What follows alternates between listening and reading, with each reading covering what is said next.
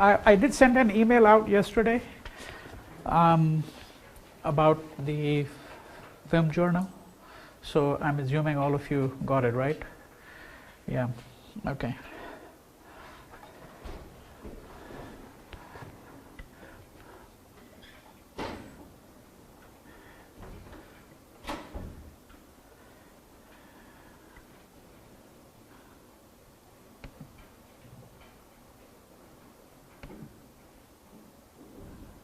Yeah, that's much better.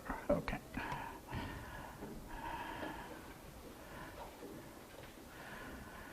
Okay, so what I want to do is, let me tell you what we're going to do today. First, I want to take another 10-15 minutes to sort of wrap up the introduction to Indian nationalism. And then I want to launch straight into the film. The logical sequence would have been to actually first talk a little bit about Indian cinema, but I want to sort of get into the film, and then we'll talk a few scenes about the film, and then I'll give you the larger backdrop to not only this particular film, Deewaar, but some strategies on reading film and a little bit about Indian film history, because I think it's important to know a little bit about that as well. Otherwise, we're sort of beginning midstream, because obviously popular Indian cinema did not begin in 1975. There's a much older and much longer history to commercial Indian cinema. All right. So now you might recall that in my concluding remarks to you on Tuesday, I had been speaking to you about the Swadeshi movement. Right. This was the last thing that we had discussed. And the Swadeshi movement, as you might recall, was a movement, so I had explained the meaning of the word, was a movement that originated in 1905. 1905 is also important because it is the year when Japan inflicted a defeat on Russia. And as you may recall, I had mentioned to you that this was a matter of enormous excitement for the peoples of Asia, not just for the Japanese. In fact, for decades after this, the victory of the Japanese over the Russians was talked about by the Chinese, by the Vietnamese, and by people who themselves were going to be a few decades later brutalized by the Japanese. But the fact that the Japanese had defeated the Russians was something that left an enormous impression. Right? So 1905 was also the year of the Swadeshi movement, when the British decided that they were going to partition the province of Bengal. And as I had explained to you, this was a decision that was not simply political, it was in fact actually what you might describe as a communally inspired decision. So when I say communally inspired, I think I need to explain to you the word communalism. It's a good place for me to introduce it. This is a word that you should, by the end of this course, you should have, if I may put it this way, complete mastery over this concept. Communalism refers to, very briefly, this idea of religious conflict. It has nothing to do with communes and hippies and all of that. This is a peculiarly Indian usage of the word communalism, and it refers to this notion, which is going to be perpetrated by the British, that if you're looking at India, you're looking at a society that is profoundly religious, and that everyone's identity is predominantly a religious identity before they have any other identity, right? So if I asked, let's say, anyone in this class, who are you? You might use 10 different adjectives to describe yourself. You might describe yourself as a man or a woman. You might describe yourself as somebody with a particular sexual orientation, particular gender orientation. You might describe yourself as an Asian American or Indian American or white American. In India, the British view was that all of these identities are secondary identities. You're first and foremost a Hindu or a Muslim, a Sikh or a Christian, whatever religion you have an affiliation with. Right? And then the view was that in India, the adherents of these religions, known as Islam and Hinduism and Sikhism and so on, they have always been in conflict with each other. Right? That's what's called communalism. And so when I say that the partition of Bengal was communally inspired, what the British did very conveniently was to argue that the eastern half of Bengal is predominantly Muslim, the western half is predominantly Hindu, and we're dividing it, they say, simply in order to make this huge province more governable, more manageable, because it's just much too large. And that is essentially what the British were claiming. But I am suggesting to you that this was an attempt for them to forge a division between Hindus and Muslims. So the Swadeshi movement was a response to this, and it entailed all of these things. Self-reliance, boycott of British goods, the setting up Indian schools, repudiating British titles and British honors, so forth and so on. So the Swadeshi movement is in fact actually a movement that also brings the masses into Indian politics. And that is certainly one of its prime, one of the prime reasons why it is such a hugely significant movement. Now, in 1906, incidentally, the Swadeshi movement led the British to revoke the partition of Bengal. Bengal was stitched back together. Right? Now, in 1906, the Muslim League is founded, and this is again an exceedingly important fact because the Muslim League is an organization which claims to represent the political interests of the Muslims. And why is this significant? Because you recall from my discussion in my previous lecture that the Indian National Congress was founded in 1885. Now, the Indian National Congress was a secular organization. It claimed to represent everyone, not just Hindus. When the Muslim League is set up, the implication is that the Congress does not represent everyone. It only represents Hindus and perhaps other Indian religions except Islam. And it is not an accident that the Muslim League was set up with the explicit encouragement of the British government. Right? So when the archival records were opened up, it became very clear that the British had played a major role in setting up the Muslim League. Right? And I'm giving you here a very brief trajectory. We're not looking at all the important milestones in the history of Indian nationalism, of course, because thus far, if I had to recapitulate before we go any further, thus far what I have established for you is that if you go back to the earlier lecture, that before we get into political nationalism, we have to think about the nation. Nationalism is not just political nationalism. Social reform movements are part of that story. And then I had started the history of the Indian National Congress, which is going to be the premier organization that is going to eventually lead the country to independence. The emergence of Gandhi, we'll obviously come back to Gandhi at a later point. And so we have a number of different trajectories going on. And then what happened, that about 15 years after the emergence of the Indian National Congress, there are Indian nationalists who begin to say that, well, the Indian National Congress is basically an effete organization. It's not very effective. They basically go and petition. We need to do something much more radical. And so therefore, in the last few years before the turn of the century, we have the beginning of armed revolutionary movements. Now, these are very small movements. They're found mainly in Bengal in eastern India, and they're found in Maharashtra, in western India. But that is another strand. And then I talked to you about the emergence of a man called Bal Gangadhar Tilak, who, as you may recall, is the person who politicized the Ganesh Utsav, the Ganesh festival, and is the person who is now able to, in a way, bring the masses of Western India, of Maharashtra, what is present-day Maharashtra, into the political realm. All right? Now, Tilak is going to be put on trial. He's going to be tried on charges of sedition and treason in 1908. And in the meantime, you have a number of things going on. Not all of these slides will all be made available to you, so they're kind of a reference point for you. But you don't have to know the nitty-gritty of all of these. The Morley-Minto reforms are constitutional reforms. where the government of British India is now finally responding to the nationalists and saying, all right, we'll implement some changes. But these changes are really largely cosmetic.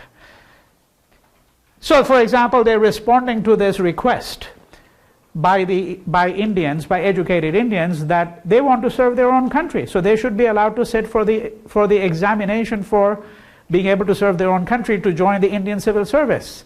Remember I pointed to this extraordinary anomaly that an Indian wanting to serve his own country had to actually go and sit for the Indian civil service examining in England. So what the Morley-Minto reforms are, they're basically a response to the Indian nationalists saying, we'll give you some measure, not of autonomy, but we will ensure that that we pass some reforms so it makes it possible for Indians to now have at least a marginal voice in self-governance. That's what these reforms are. 1909, there's going to be a publication of a little book by Gandhi called Hind Swaraj, a key text.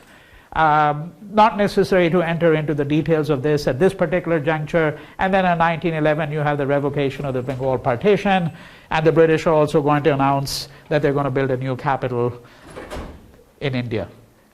It's quite striking, of course, if you think about it, that this decision is announced in 1911. It's going to take at least 10 years before the British are going to be able to establish a grand new capital, which is called New Delhi, of course. And they weren't going to be there to enjoy it very long, because 1947 was, of course, freedom. The fact that it was built this late should, of course, suggest to you that the British had no idea in 1920 that they weren't going to be lasting in India much longer.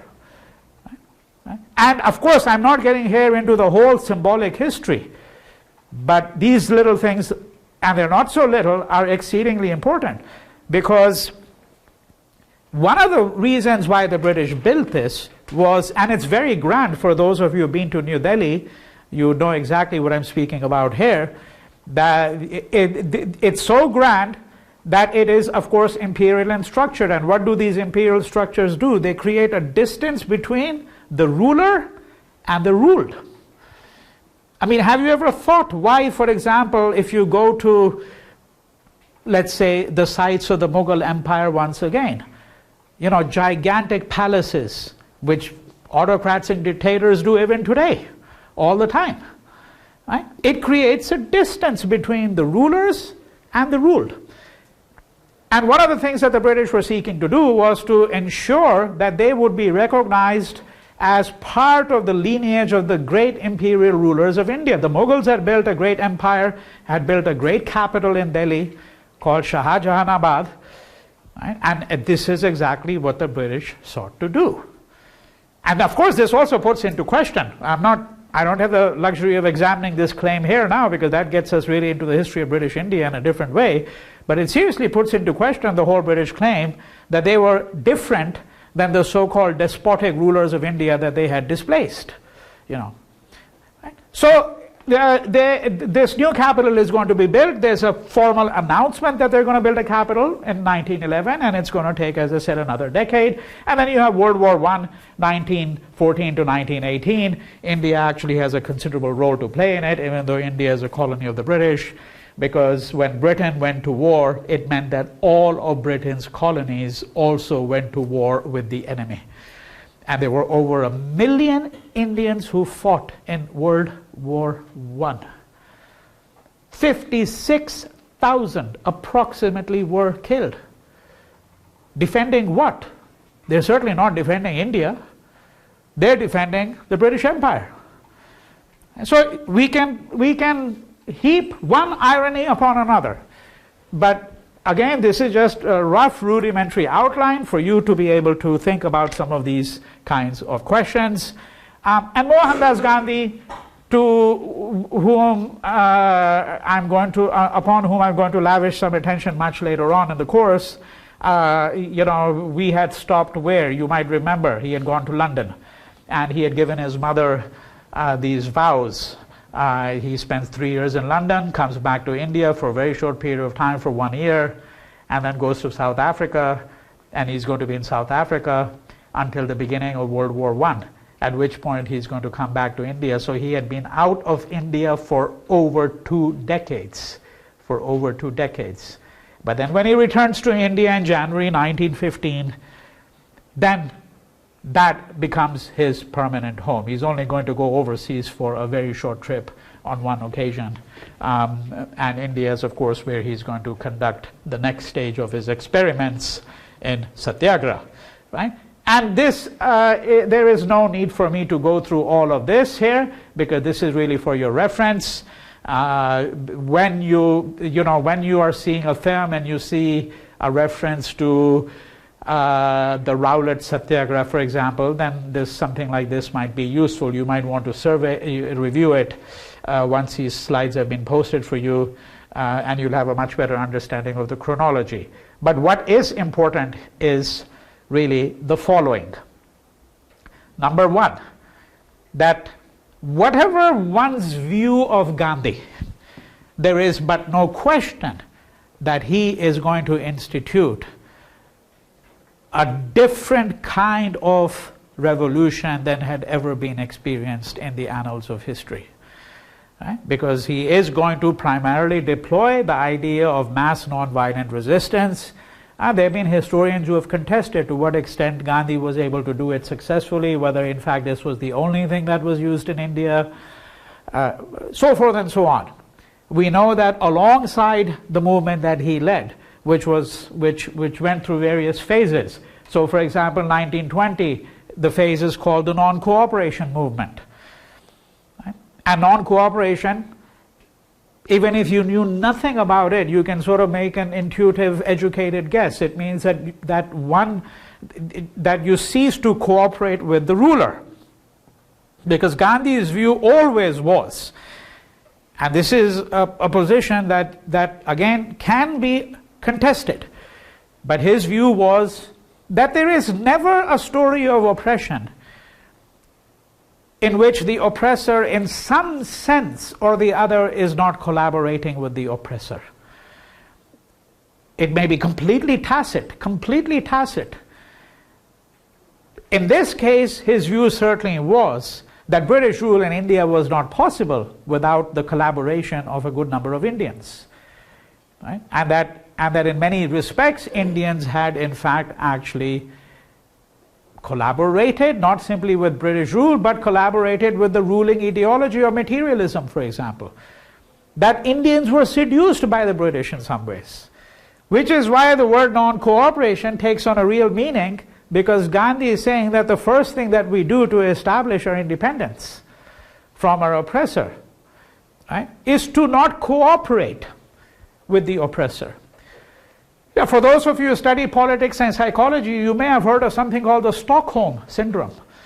If you haven't, it's interesting to think about, because the Stockholm Syndrome, for example, is a phrase that is used to refer to people who, let's say they've been kidnapped, and they're kept by their kidnapper in isolation for a period of time.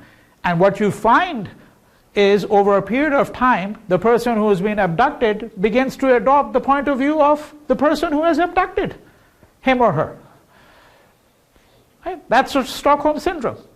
Now, I'm not saying that there is a perfect analogy here, but I'm trying to suggest to you that if we try to understand what non-cooperation meant, we'd have to move into those things. And so you can look at it in a very technical sense, that the Indians are not going to buy things from British-run stores in India. They're not going to send their children to British-run schools, so forth and so on. But there was an ethical, philosophical component to non-cooperation as well.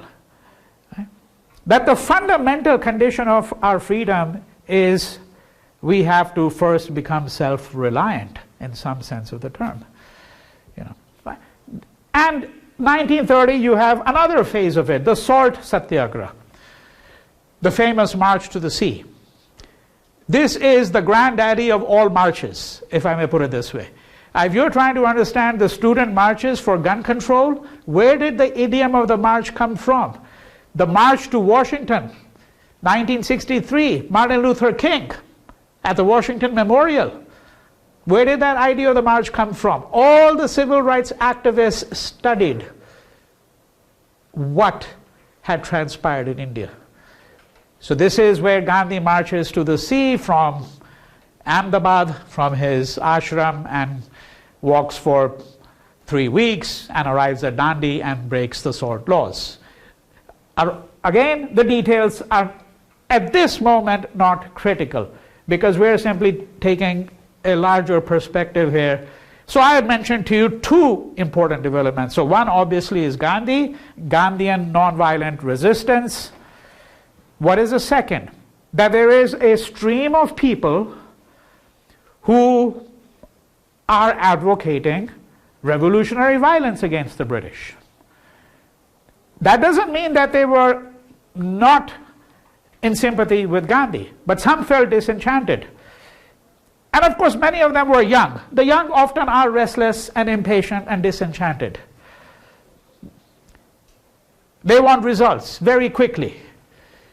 And non-violence is not something that you practice it for 1 week and say, well, it doesn't work. Somehow people practice violence for 5,000 years and don't seem to be tired of that. But this is precisely what the disenchantment of the young was. Of course, there were more radical critiques of Gandhi that they had as well.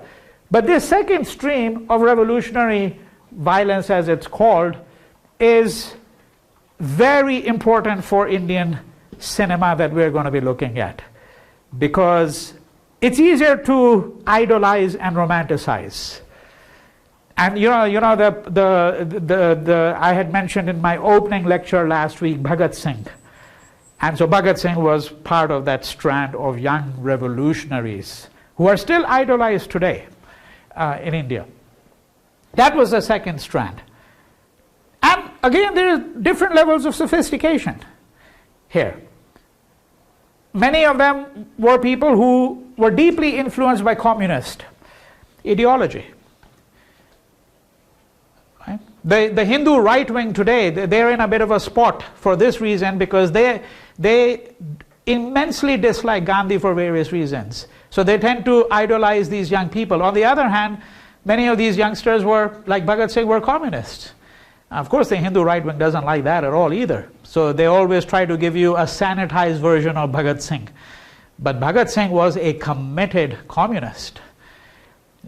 No question about it. Right? So those are the 2 main strands. And then when you get to the late 30s, then another important theme emerges, and that is communalism. That you're now going to see the rift between the Muslims and the Hindus begin to widen for various kinds of reasons. And we know that, of course, in 1947, it is eventually going to lead not just to the independence of India, but to the vivisection of India. Right? India is going to be carved up, and a new nation state is going to come into place. All right? So that is the rough trajectory that if you were to look at a brief capsule history of Indian nationalism, from, as I said, from after 1857-58, when the rebellion was crushed, social reform movements, then various stages of political nationalism. Here, this just delineates some of the major figures. We're going to encounter this person again. There have been a number of films about him, although I don't think we're going to be seeing a film around him. In Bengal especially, he is absolutely venerated, Subhash Chandra Bose. He sets up what is called the Indian National Army. And he is going to collaborate with the Japanese and with the Nazis. Again, a little bit uncomfortable, to put it mildly, because if you celebrate him, then you're really celebrating a person who was, to whatever extent, great extent, he was a patriot. He may have been a patriot. He may have been inspired by the love of the nation. But blind love for the nation can also lead you down the wrong road. And when you become too friendly with the Nazis and with fascists, then we have to examine what is the nature of that patriotism. All right? So that's a rough outline. Now, I want to move to the cinematic aspects, okay? But I think that before I give you the full background. So what I'm going to start with is the background, not to as it were, the film, because that I think we should see some segments and then we'll go back to a discussion, but the larger background, the larger context. So this film, Deewaar, 1975.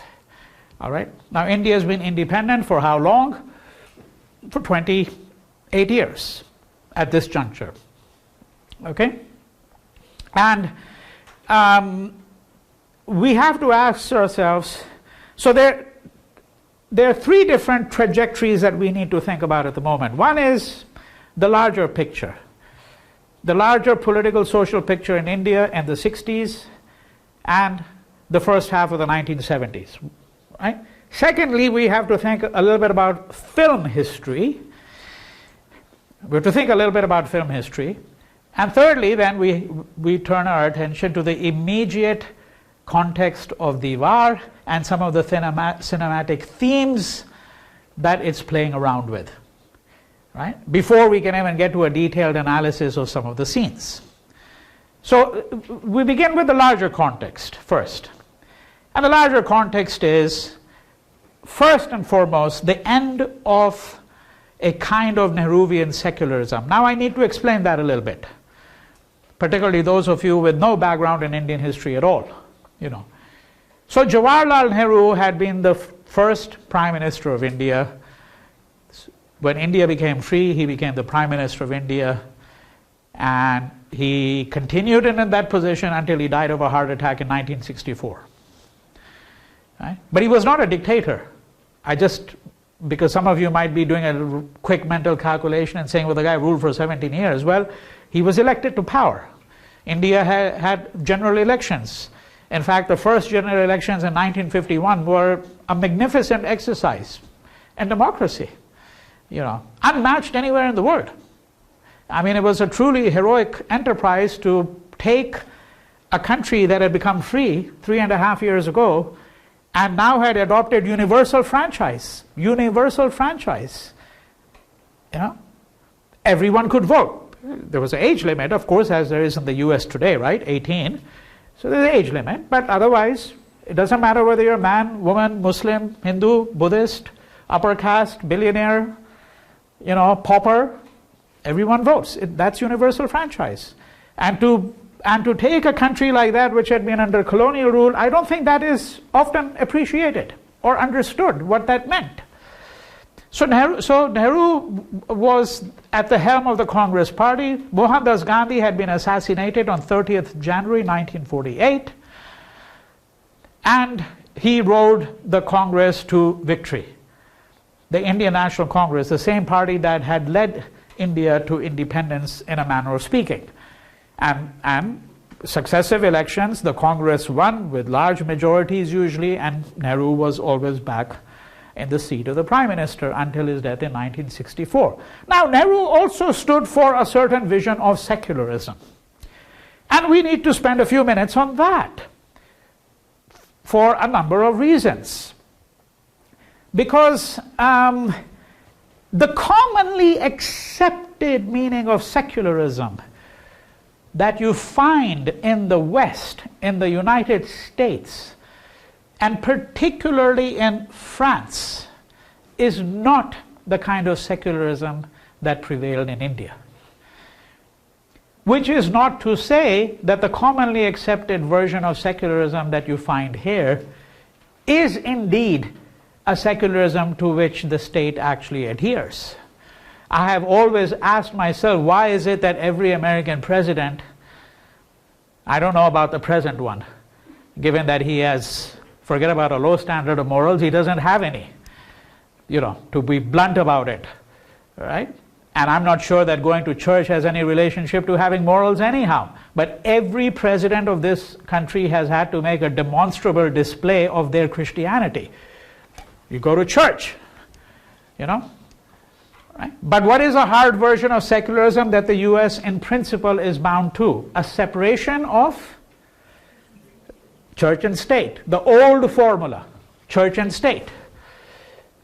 Right? That the state shall not interfere in matters of religion. And that is embodied, of course, in the Bill of Rights. The state shall not interfere in a person's pursuit of religion, religious expression, religious worship. However, in India, there was a different version of secularism. And that version was not that the state shall not interfere, it may. But if it does, it shall interfere equally on behalf of all religions. Let me give you the most elementary illustration. It's elementary in one way, and yet it's not. And that elementary illustration is, if you look at the holidays in India, the founder of every religion is celebrated with a holiday. I'm serious. The Sikhs, Guru Nanak's birthday is a holiday. Of course, Eid is a holiday. The two great, so it may not be the founder of a religion, but the most important religious festival for that people will be. So Eid, in fact, there are two Eids, both of them are holidays. Christmas is a holiday, even though Christians constitute approximately 2.5% of the total population of India. Diwali, Holi, these are associated with Hindus, their holidays. Every religion, Buddha Jayanti, the birthday of Buddha, Mahavir Jayanti, the birthday of Mahavir, the founder of Jainism, all of these are holidays. Right? In the US, in contrast, that's not the case.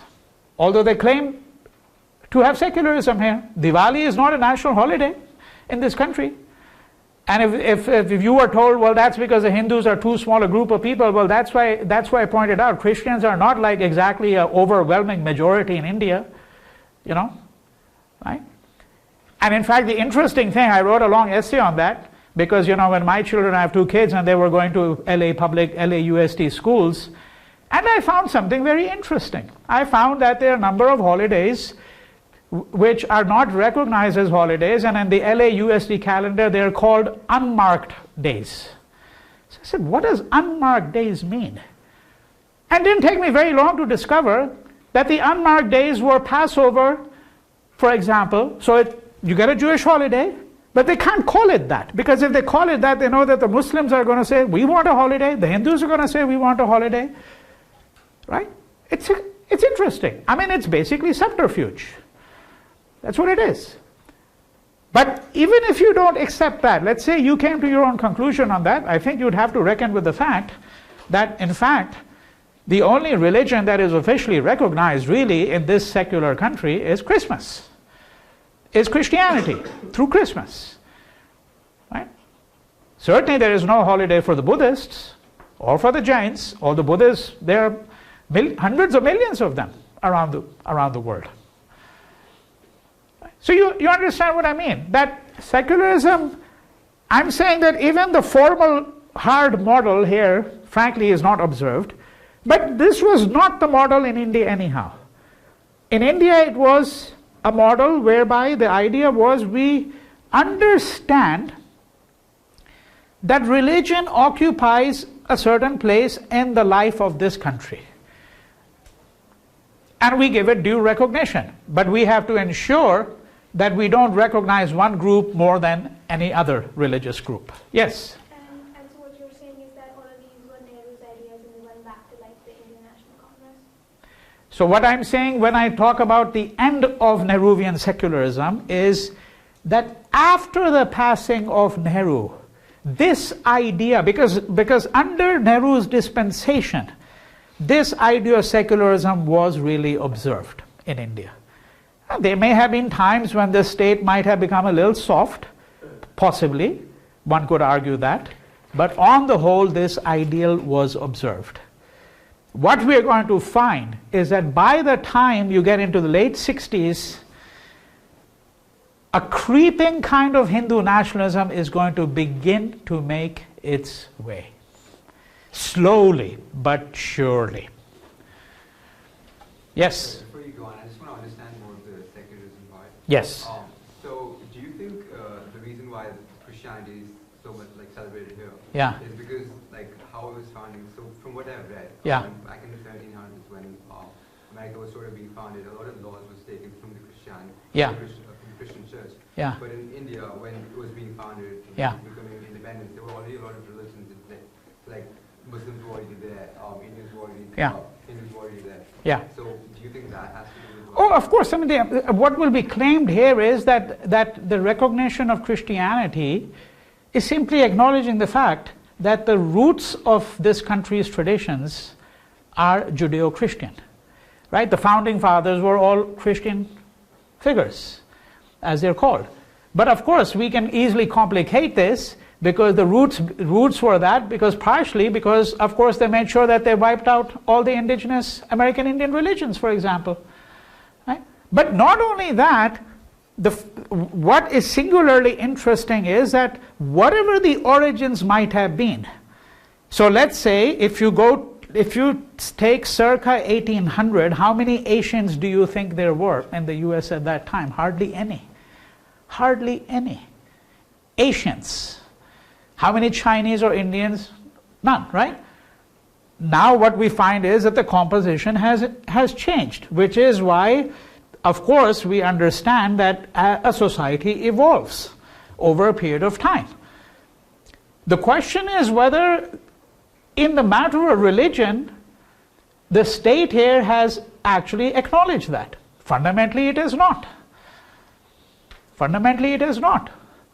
In fact, if you asked a great many people, especially in California, I mean, in Montana, it would be less true. They would be more white, it would be more Christian. But in California, I wouldn't be surprised if the majority said they're not Christian. The majority. If you add all the Asians and all those who have no religion and all those who follow a hippie religion, if I may put it this way, you know, California, spirituality, blah, etc., right? New Age, this and that.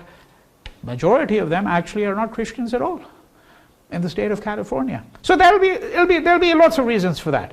But I'm just saying that the origins cannot tell us why it is that a certain form of religiosity, which is a Christian religiosity, still dominates the political structures of this country. Right? And that's a very large subject for discussion. But again, keep in mind, you don't have to go along with that part of the narrative if you don't want to. The part of the narrative you do have to go along with, simply because that happens to be the case, is that in India, the nature of secularism was different. So that if the state is going to fund a Hindu school, it must also fund a Muslim school or a Sikh school, so forth and so on. Right? That's what we're really speaking about. Right? And what I'm saying is that after the death of Nehru, slowly that is going to begin to crumble. And this is going to be exceedingly important in many of the films that you're going to see. Yes? Can I ask why it crumbles after Nehru? Because, you know, Indian National Congress still continues, and then there's only like a little bit of... Oh, the Indian National Congress doesn't really continue now. I mean, that's only in name. The Congress today is nothing like the Congress of that time. But then there's just, I think, Shastri for 2 or 3 years, but then, or like 4 years, but then Yeah. Gandhi comes back in, right? So Yeah. shouldn't it be the same? Yeah, you see, in order to understand what happens to secularism, we're going to have to understand a great many things that are taking place, some of which are enumerated down here. There's a relationship between them as well. That is that there is a general kind of disenchantment. And part of that disenchantment then targets secularism. There is also this sense that, well, the Muslims got their state. They got their state, we should be a Hindu state. And remember, so if I gave you all the nitty-gritty history, 1965 there is a war between India and Pakistan. 1971 there is a war between India and Pakistan. You can see the relationship between that, and because when you have a war and Pakistan is now an overwhelmingly Muslim state, you can see that to some extent Indian nationalism and Hindu nationalism are now going to become conflated. You see what I'm driving at, right? So I'm not giving you a full-blown account. That's a separate course in itself, right? But there are reasons why this consensus, what is called the Nehruvian consensus about secularism, is collapsing. Then what's happening is that India is becoming aggressive. And this again is a very long story, because there was a sense that, yeah, we are a soft nation. We need to be a hard nation. Because in this world, soft nations don't survive. And so India is going to start to display its nuclear aspirations. And that's why it's a semi-nuclear state, because Mrs. Gandhi, who was a Prime Minister of India, Indira Gandhi, so Anuba just mentioned her, right? Mrs. Gandhi conducted a nuclear test. But you know what it was called officially? Does anybody know?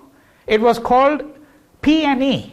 The acronym is Peaceful Nuclear Explosion. You tell me what a peaceful nuclear explosion is? Right? That's like a peaceful mass school shooting in America. Right? I mean, what kind of monstrosity is that? A peaceful nuclear explosion? The idea was, we're going to harness nuclear, we're conducting a nuclear test, but this is simply to harness nuclear energy. We're not interested in nuclear weapons. Right? Because again, there was a bit of a consensus worldwide that states should not proliferate. There was an anti-nuclear proliferation treaty. India, by the way, is not a signatory to that treaty even today. Nor is Pakistan, nor is Israel. So you can see why the chances for peace, and of course those countries that don't, like the US, couldn't care less, frankly, because it's already a massive nuclear power. I mean, it's got enough tonnage to wipe out the whole world 10 times over, right? So when I say semi-nuclear state, because we're trying to understand what is happening in the 70s, right? Late 60s, 70s. A kind of aggressive state is coming forward. Secularism has collapsed. A certain kind of disenchantment with independence. Because look, it's now, when you say 75, 28 years, and people are saying, well, what did independence get me? I can tell you, when I was growing up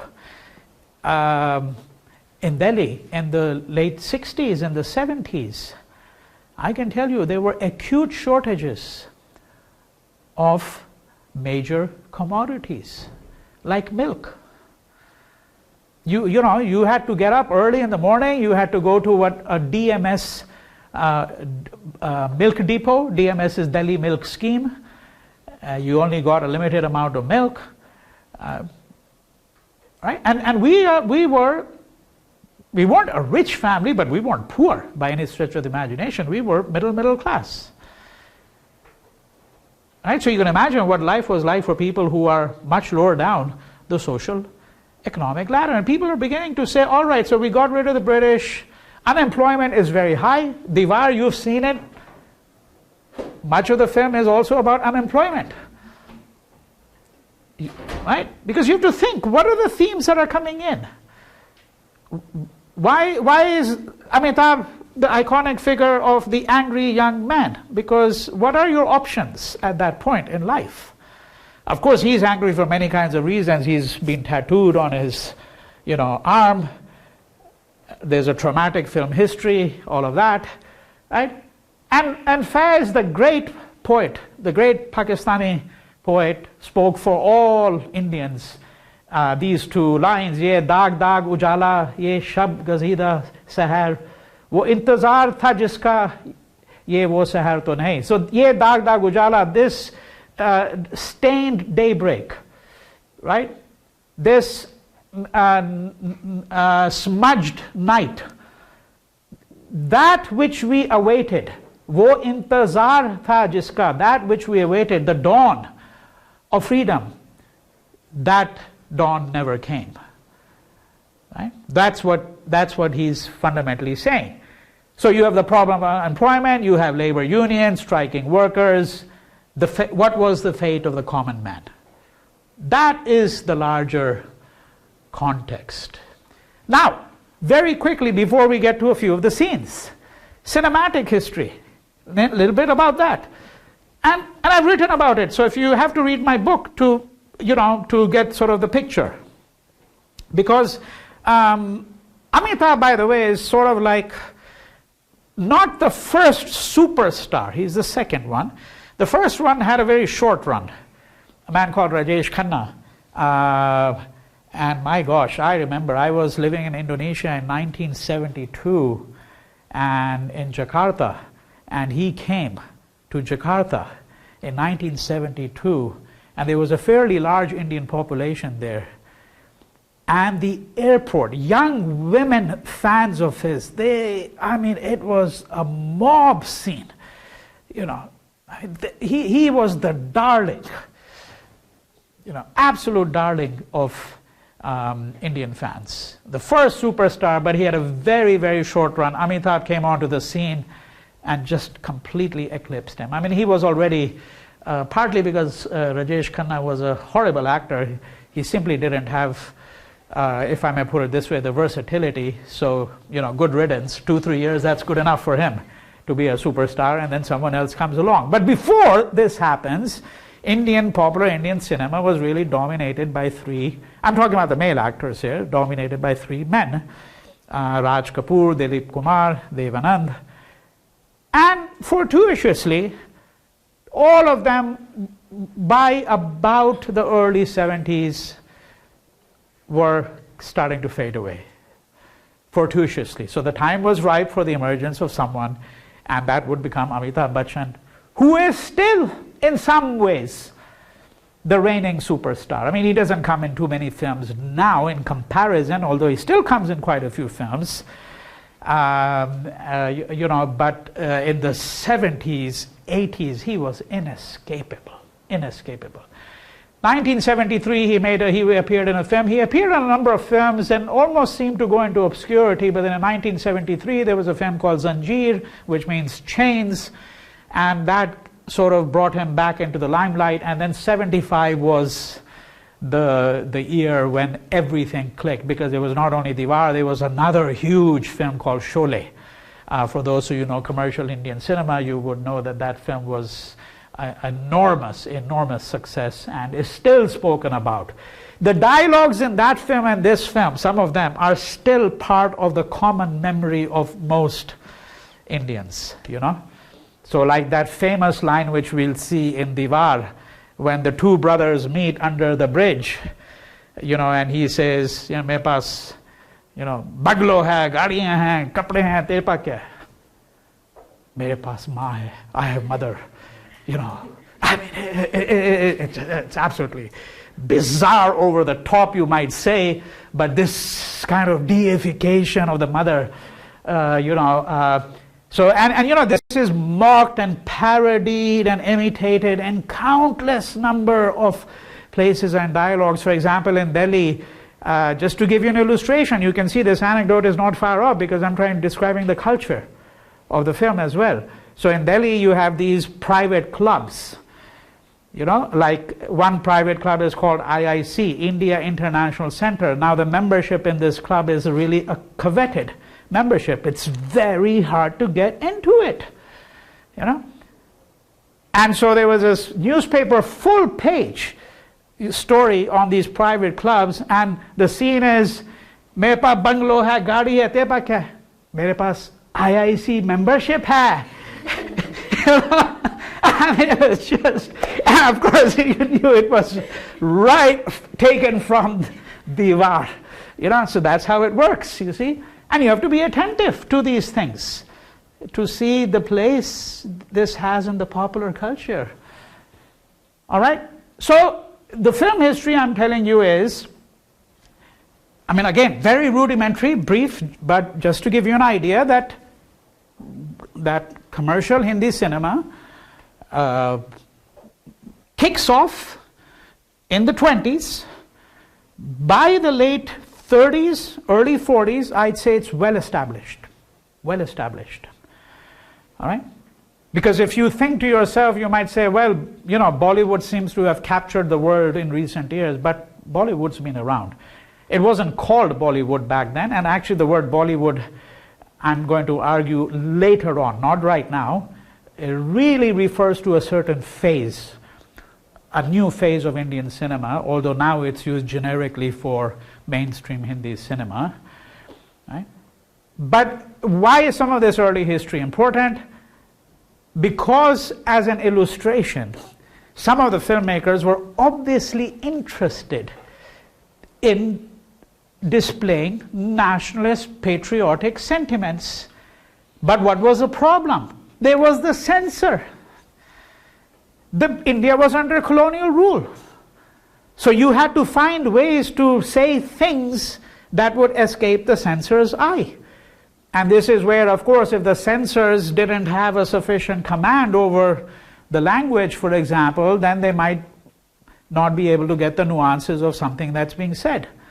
And if time permits, I'm going to show you, not today, on one of my other lectures, I'll show you a scene from a film called Jagriti, which means awakening, Jagriti, where it's very clear you have an intensely patriotic scene and the censor didn't catch it. So there were issues of that kind, which of course were important, because you had to ensure that the censor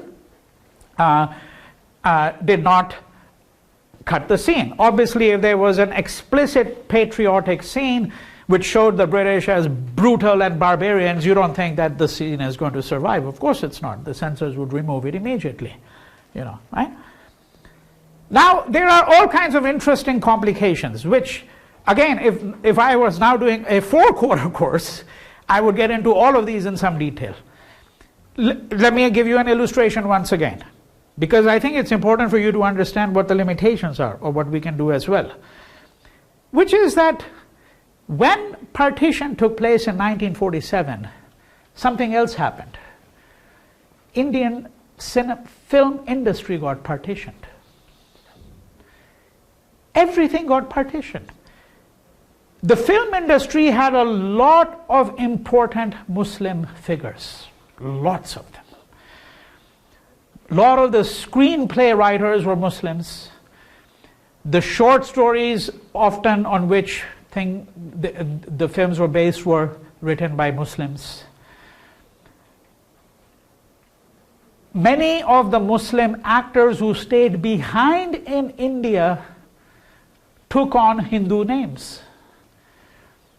Dilip Kumar is a very good example, one of the 3 reigning men of Indian cinema before Amitabh Bachchan and Rajesh Khanna became the superstars. Remember I said 3, Raj Kapoor, Dilip Kumar, Devanand.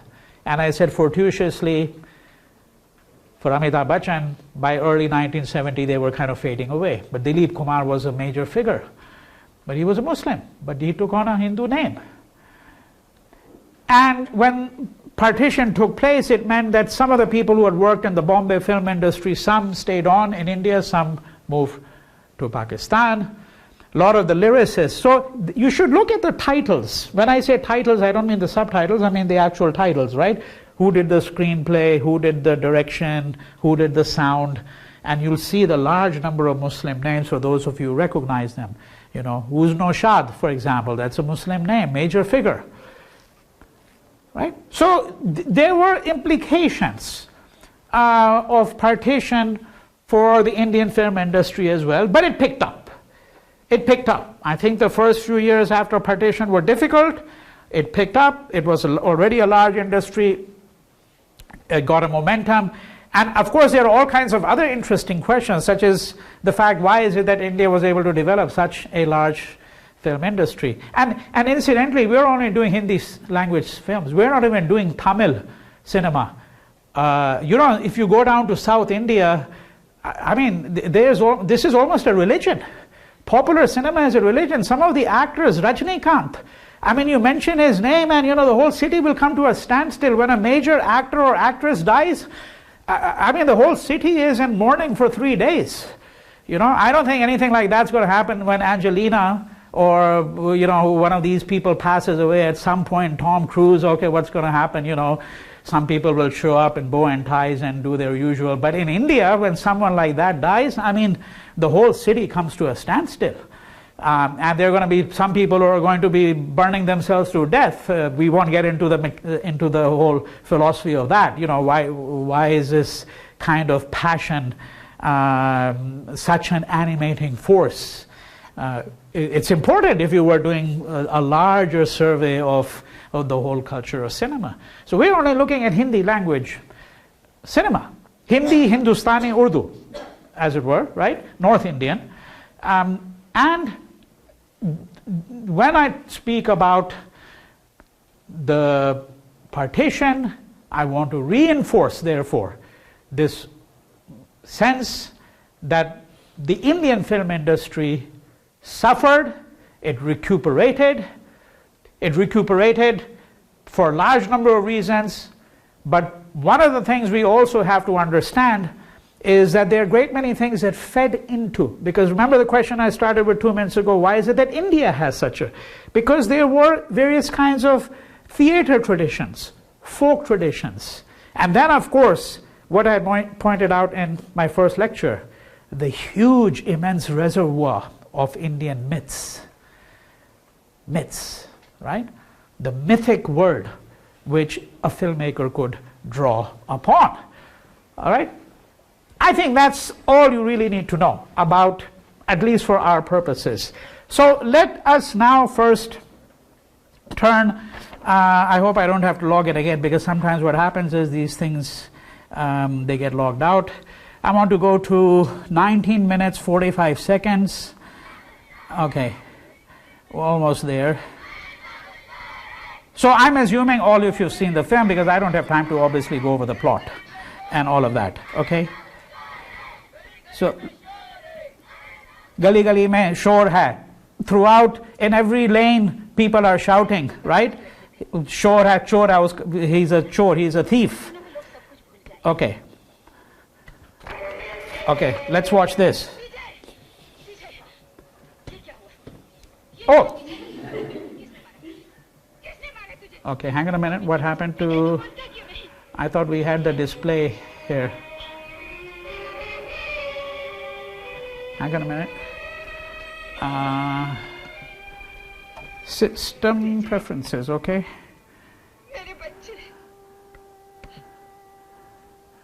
Arrangement. Okay, that should work now, hopefully.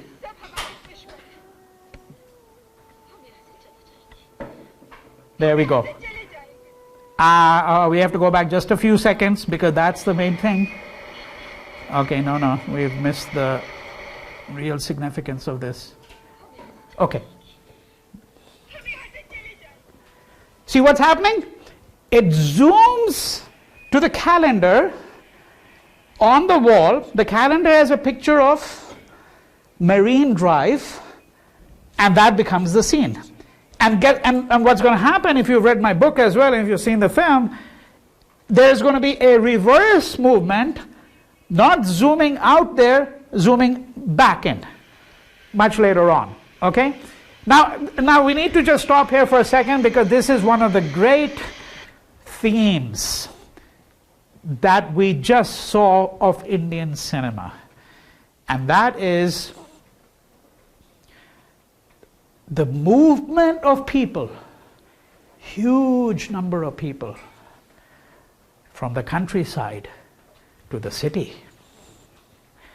I mean, if you had to think about, let's say, 2 or 3 of the most fundamental changes in India in the last several decades, it has to be the movement from the countryside to the city. Delhi, where I was born, 1941 census, the population of Delhi was 400,000. You know what the population of Delhi is today? 21 million. 21 million. There is no American city which will show you that kind of significant change. Yes, of course, LA has grown, New York's grown, but New York always, I mean, 1940, for example, it already had 3 or 4 million people. Well, now it has 10. To go from 400,000 to 21 million. Or you look at Bombay. Bombay, again, is 20, 21. No one really knows the exact numbers. You know, Delhi is now supposedly, according to UN figures, the largest Indian city. Bombay is second now. The largest city in the world is Tokyo, population-wise, and then you get Delhi.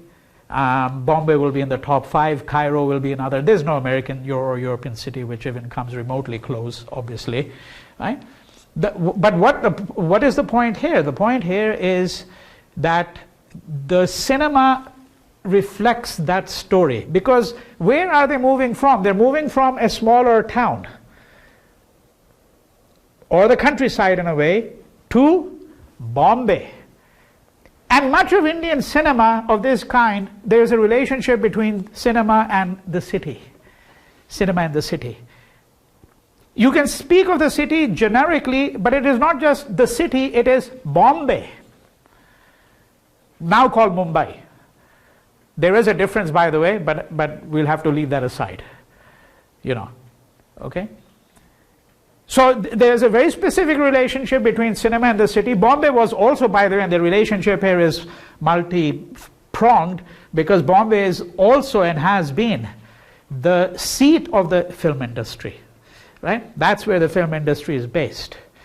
Most of these big-time actors, they live in and around Bombay. So there's that part of it, but I don't mean it in that narrow sense. I mean that the cinema is made for the city. It has a special relationship with the city. The city comes alive in cinema. You know, if you had a cinema that was just based only around the rural countryside, after a while it would get tedious. Much like a little town gets tedious, frankly, after a while. I know there's some people like towns, so forgive me if someone here is passionately fond of small towns, but they do get tedious after a while. You know, you go to last Thursday, which is why we didn't have class, I'd gone to Charlottesville for a conference, Charlottesville, Virginia, and my God, I mean, I can't imagine what they do for 4 years of college students, because there's like this thing called Main Street, and after one day you have walked up and down Main Street 3 times already. How many times are you going to walk up and down Main Street in 4 years? You know? Right? So, you know, but you can't build a cinema around it. The city is the place of cinema. And here it is showing a particular theme which has to do with the fact that the countryside could not support. There were employment prospects. Of course, it works both ways, because one of the ways in which the countryside will flourish is if the state puts money into it. In most countries, states don't put money into the countryside. They put money into urban areas, because that's where you find the concentration of finance, so forth and so on. I mean, Trump's America, that's one of the big issues. I think you will agree with that. Whatever your assessment of Trump, you will have to agree with that. That was the whole narrative. All these towns where mining, manufacturing, all of this has declined, smaller towns, what's happening to these areas, right? Because it's LA and New York and places like that which have flourished, you know.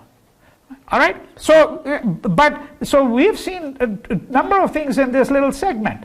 We have seen the shift to the big city, from a smaller town, and we've seen, of course, that movement, right, into Marine Drive, and we'll see how it's echoed. Because now we're also talking about, I want to give you some ideas about how to interpret a film. What do you look for, right? Some of the things that you really have to look for.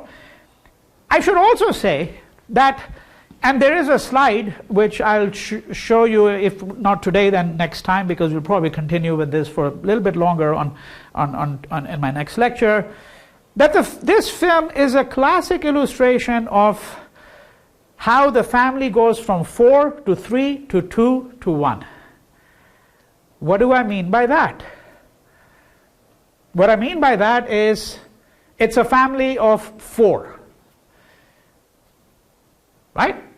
There's a father, the mother, 2 boys. All that's missing is the golden retriever and iced tea. It could be a story set in America. you know, big yarn, big lawn and all of that, happy family, and then something happens. The father goes away, he disappears. Only to be seen sporadically in a couple of scenes, but never with his wife and children. It's become a family of 3. It's become a family of 3. Then it becomes effectively a family of 2. Why? Because at first it seems as though mother is going to be with the older son. And she is with the older son. Until, of course, the younger one, who's become, of course, he had to become a police officer, right? I mean, this is the Mahabharata being played out, if you know the Mahabharata, right? So you've got the good guys and the bad guys, brothers. Why are brothers always fighting in Hindi films? You know, you ever thought about that? That's where the mythic overload is immense in commercial Indian cinema, you know? So it becomes really a family of 2. Why? Because she's with one of them, not with the other. But then what happens? Vijay is found out to be working with a smuggling ring. He's going to get alienated from his mother. Now he's all by himself. The 2 gets reduced to 1. And of course the 1 will then get reduced to 0. Nothingness. He's going to die. Right? There's a film that was made, a film which I doubt anyone here has ever seen it. It's a classic of Western cinema called The Sheltering Sky. And completely different. But again, that's where you see this. So this is, you go from 4, the nuclear family, it gets splintered, splintered, splintered, nothingness. That's the movement. However, nothingness can also be read dialectically as fullness. But that complication we will try to understand much later on. Let's look at another scene over here. So there's a scene with the slum, but I want to show you at 2650 is where we're going to, so approximately start at 2630. So they're in the slum here now, right? You notice all the gods, the calendars at the back? You have to be very attentive. These are all images of Hindu gods and goddesses on the back there. So there's a Hindu iconography here.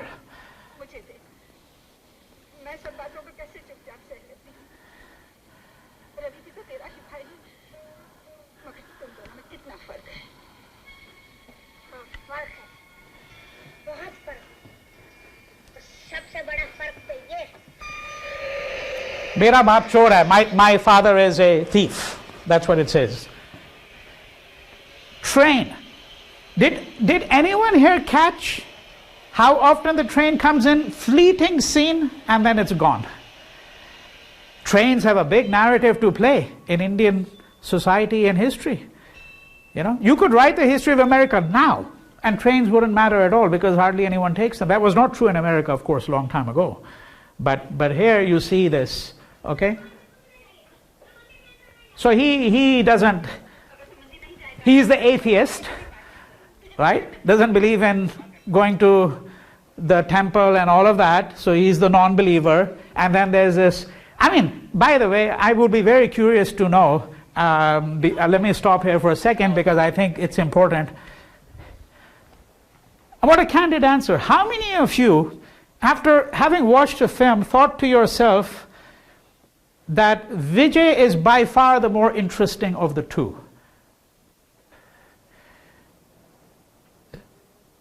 And how many of you thought Ravi was the more interesting of the 2? No one. You know why I'm asking? Because if I were given a choice, I'd rather be Vijay. I mean, who wants to be this boring dude, you know, called Ravi, who's dutifully accompanying his mom to the temple, you know, sings the most silly songs that you can think of. I mean, he's infernally boring. But this is the problem with virtue. virtue is very often boring, which is why it's so difficult to adhere to it. You know, the raciness and sexiness of evil is something that this film is about. Why do we get attracted to crime? Why is it that figures of crime are so interesting? You know, Al Pacino playing, you know, a classic 1930s gangster, Robin Hood. I mean, how many biographies of virtuous people have you found really interesting? I mean, if they're saints, they're saints. This guy is certainly not a saint. He's just a regular, boring guy. He doesn't have a single interesting line in the film, if you ask me. So you see, it's very interesting how the film is actually working to produce a sympathy for Vijay. You know? And I think that this is, again, the story of the Mahabharata. The most interesting character is Karna, for those of you who know the Mahabharata. You know? The one who goes over to the wrong side. There is that element. You don't need to get that analogy because many of you don't know the Mahabharata. But leave that out. That's a different layer of argument. It's certainly very clear, right, that there is something anomalous here. All right? And so the scene that we go to a little bit earlier, we're going to have to see this scene. I'm going to give you a little commentary on that and we'll stop for the day. Okay? Okay, you saw that. So this was the little clip right after that. Okay. Listen to the song. Hindustan Hamara. Okay. That's enough. We just need 15 seconds to... Okay, lot of themes here. Because, you know, this is the nation and its values. Right? So you've got the two brothers. You've got the two brothers, and one morning they're sleeping in the slum. Right? This is, by the way, what is this? This is that bridge. That scene. Mere paas maa hai. Hello? Right? That scene. Mere paas maa hai. That's going to be under there. That's the bridge. The bridge of memories as well. Okay? So you have to keep this in mind, because the bridge is a motif that's going to come back. But now what are the other interesting things happening? We're going to take a few minutes to talk about that. The first is, this clip I started with, there is a tune playing in the background. How many of you recognized it, the song? Yeah, most of the South Asians did. What is it? Do you know the song? I do. Anuba, you must know it. Yeah. You have to. What is it? Sing it? Huh? Do you have to sing it? No. No, you don't have to sing it. What is it? You have to identify it. So who is it by? Oh. Well, if you don't know that, well, then we have a little bit of a problem. That is to say, it is by Sir Muhammad Iqbal, who is going to become the national poet of Pakistan. Now, India has to be the only country in the world. That's why I like India. Not because I'm a nationalist. That is what makes this country absolutely distinct in the world. Namely, the fact that every country has a national anthem. I think you would agree with that. And usually always it's in the national language. I mean, you're not going to have a national anthem in America which is going to be in Ukrainian or Bosnian or Hindi. It's in English. Right? Now, India has effectively three. This is not the national anthem. But notice, this is the only song that plays, and it plays 3 times in this film. The national anthem is Jana Gana Mana, which is in Sanskrit, which is not a spoken language. Right? That's a little funny, because how do you go to a football game, beat self-flagellation and sing a song in a language that you don't even know? Right? Amazing. And that's written by Sir Rabindranath Tagore. They're all sirs because they all got knighted by the British. All these were written in the pre-colonial period. Then there is a song which is officially called the national song, by the way. So Jana Gana Mana is officially the national anthem, but when they were trying to figure it, they said, hey, there's a problem because we've got a lot of competition here. So there's this thing called Vande Mataram, Hail the Motherland, which is by Bankim Chandra Chatterjee. It's in Bengali. Portions of it are in Sanskrit. And then you have Sare Jahan Se Acha, which is de facto by far the most popular. And its author is now the national poet of India's arch enemy, Pakistan. That's why I said the name is important, Sir Muhammad Iqbal. So, Sare Jahan Se Acha Hindustan Hamara, better than all other lands, is this country of ours called Hindustan, meaning India. Right? That's what the lines are. Of course, Iqbal disowned it because he went over and became the national poet of Pakistan, and now he's saying the greatest land in the world is Hindustan, which he has completely repudiated. Right? So, multiple ironies built into all of this here. But can you imagine a country where you have 3 effectively national anthems? Okay? None of them is in Hindi. This is in Urdu. Okay? And where the most popular one is now written by a man who belongs to your enemy's camp. And of course, this is what makes the Hindu nationalists go berserk. Because what they want is they want a proper religion, a proper national anthem. Why can't we have a national anthem in Hindi, which everyone can? But this is the plurality of this country. Right? And I'm saying it is not an accident that this is playing. Right? You have to think to yourself, why? Because of course he is fired up by patriotic sentiments. What does he want to do? He's woken up, Ravi, right? And he is standing outside this school. He is longing to be socialized. He wants to go to school because remember, both of them have come with their mother to the big city. They're sleeping in the slum. Neither of them is going to school. And then Vijay is going to sacrifice everything. He's going to say, let my brother go to school. And then mother says, well, how are we going to afford that? Well, I'm going to shine shoes. Right? The brother who sacrifices. These are the values of these people, of the nation. So schooling, the importance of schooling. Because schooling does what? It socializes us. And sometimes that socialization is what we should be wary of. It socializes people like Ravi into becoming dull creatures. It socializes them into becoming virtuous subjects of the state.